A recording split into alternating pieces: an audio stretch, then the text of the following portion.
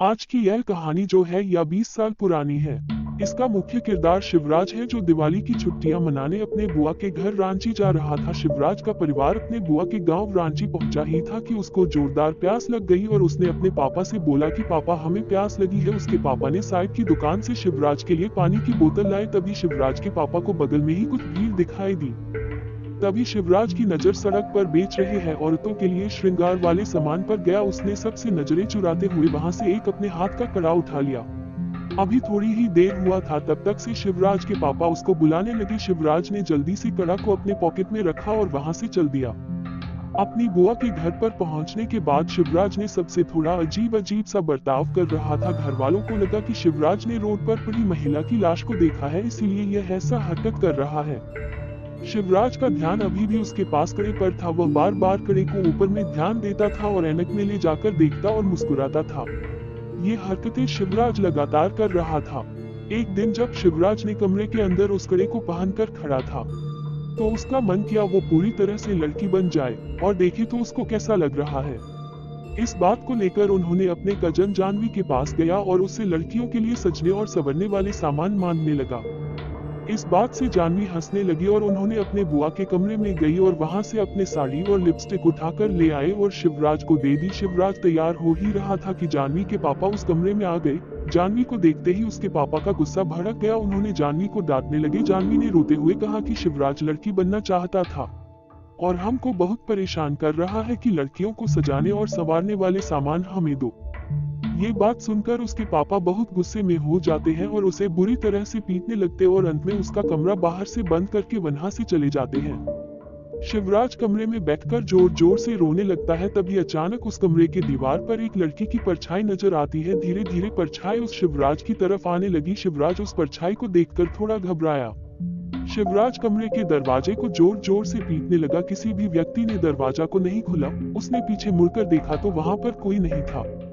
शिवराज अंदर बैठ गया, लेकिन कुछ ही मिनट के बाद उसके बेड के नीचे से एक अजीब तरह की आवाज आने लगी, मानो कोई शिवराज को पुकार रहा हो। शिवराज जैसे ही बेड के नीचे देखता है तो वहां उसी औरत की लाश पड़ी है जिस औरत की लाश को शिवराज रोड पर देखा था। उस लाश को देखने में शिवराज को बहुत ज्यादा डरावना लग रहा था। बैग के नीचे औरत रेंगते हुए शिवराज के पास जैसे ही आए, इतने में शिवराज उस लाश को देखकर बेहोश हो गया। अगले दिन से शिवराज के व्यवहार में परिवर्तन हो गया। अब शिवराज अजीब तरह का बर्ताव कर रहा था। अपने बुआ की साड़ी पहन रहा था तो कभी लड़कियों का सलवार पहन रहा था। वह दिन भर अपने आप को सजता रहता था। शिवराज एक ही बात बोलते रहता था कि अब उसका नाम सरस्वती है। कभी कभी वह चिल्लाने लगता था जिससे पूरे घर में सन्नाटा छा जाता था। वह घर के कोने में दुबक कर बैठ जाता था और डरा डरा सा महसूस कर रहा था। Short horror stories in Hindi. एक दिन शिवराज रोते रोते अपने माँ से बोलता है कि मैं सरस्वती हूँ और मुझे हर जगह शैतान नजर आते हैं। माँ, शैतान मुझे आकर मार देंगे। उसने कहा उस शैतान के पैर उल्टे हैं, हाथ के नाखून बड़े बड़े हैं, हाथों में खून लगा हुआ है। हाथ के नाखून भी बड़े बड़े हैं, चेहरा बिल्कुल काला और मुंह में खून दिखाई दे रहा है, लंबे लंबे बाल, नाखून। वह हम पर हमला करना चाहते हैं।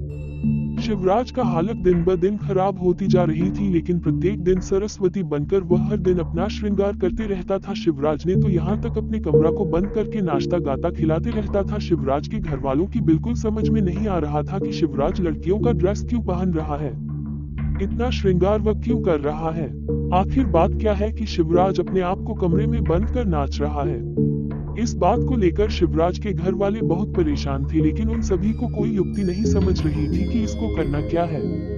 शिवराज के पापा ज्यादा परेशान हो गए थे। शिवराज की हरकतें उसके फैमिली वाले ने बहुत कोशिश किया शिवराज को समझाने के लिए, लेकिन शिवराज को कुछ समझ में नहीं आ रहा था। उसके पापा ने अपने गांव के लोगों से पूछताछ करने लगे कि मेरा लड़का है, इस तरह का हरकत कर रहा है, क्या इसका कोई उपाय है। शिवराज के पापा मालूम करने के लिए गांव में गए थे। मालूम पड़ा कि शिवराज एक दिन सड़क पर पड़ी एक औरत की लाश देखी थी, बल्कि उस लाश कोई और नहीं जॉर्ज सरस्वती की थी। जॉर्ज सरस्वती एक लड़के से बहुत ज्यादा प्यार करती थी। उस लड़की ने अपना नाम बदलकर सिंगल सरस्वती रख लिया था। सरस्वती उस लड़के से शादी करना चाहती थी। लड़का भी राजी था शादी करने के लिए, लेकिन उसके घर वाले इस बात को मंजूरी नहीं दे रहे थे। सरस्वती को शादी करना एक बहुत बड़ा पाप था। उसके गांव में हो रहे बदनामी से गांव वाले बहुत गुस्सा थे। गांव वालों और उसके घर वाले ने मिलकर सबके सामने सरस्वती का हत्या कर दिया। इस बात को सुनकर शिवराज के पापा के रोंगटा खड़ा हो गया। उसके पापा को शिवराज के साथ किए गए बर्ताव से बहुत पछतावा हुआ। उनको समझ में आ गया कि मेरा बेटा शिवराज क्यों ऐसा हरकत कर रहा है और वह सरस्वती बनकर दिन रात नाचता क्यों है, खुद को श्रृंगार क्यों करता है। उन्होंने जल्दी से इस बात को समझने और इस रोग को खत्म करने के लिए अपने घर की तरफ तुरंत निकल पड़े। फिर भी बहुत देर हो चुका था। शिवराज उस दिन अपने कमरे को बंद कर नाच रहा था। नाचने के दौरान शिवराज को लगा कि शैतान उसको मारने के लिए दरवाजे पर आ गए हैं। वही शैतान थे जिसके उल्टे पैर, बड़ी बड़ी दांतें, हाथ में बड़ी बड़ी नाखून और खून से सना हुआ कपड़ा।